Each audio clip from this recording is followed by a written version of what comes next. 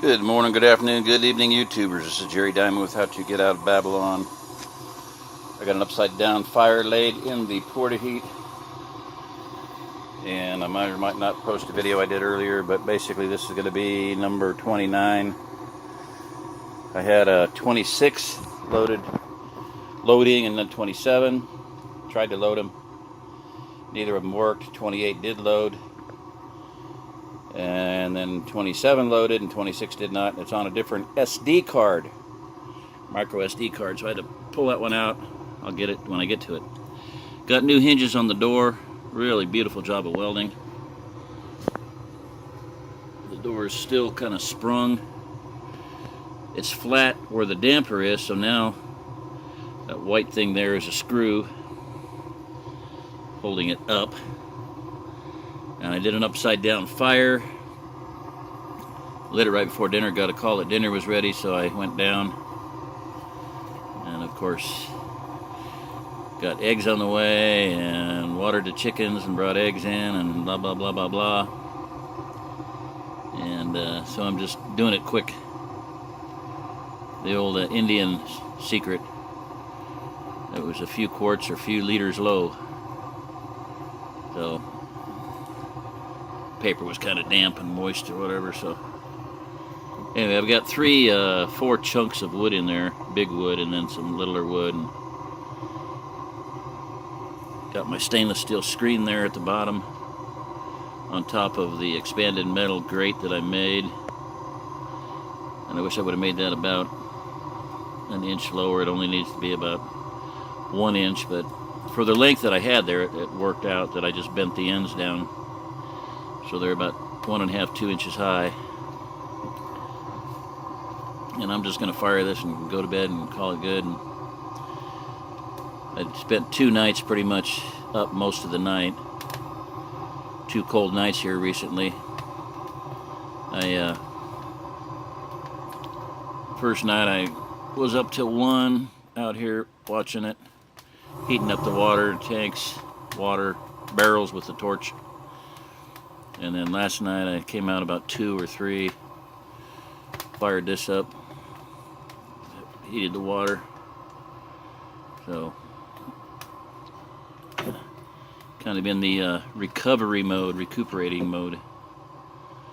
And it doesn't help to be insulted on top of all the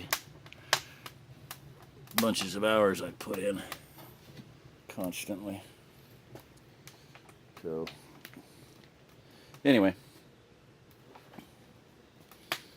trying to keep the tomatoes alive for Grandma because she wants to eat red tomatoes at Christmas time. Hope it works. But as much grief as I'm putting up with, I'll just be happy to keep them alive, and they aren't doing too good. I wanted to say earlier, I was going to say, or I did, and I don't know if I'll post it or not. This might be 30, it might be 29, but we got 3 water barrels. I cleared them, and then I have 2 5-gallon pails on this side of between those 2 there, 2 there. So from the other side, we can lay the torch down and heat that water up. And I got my I got a better one coming, but I got a really nice O'Reilly's Auto. The friend of mine came by and had one that he bought at O'Reilly's, and it was $30 at O'Reilly's.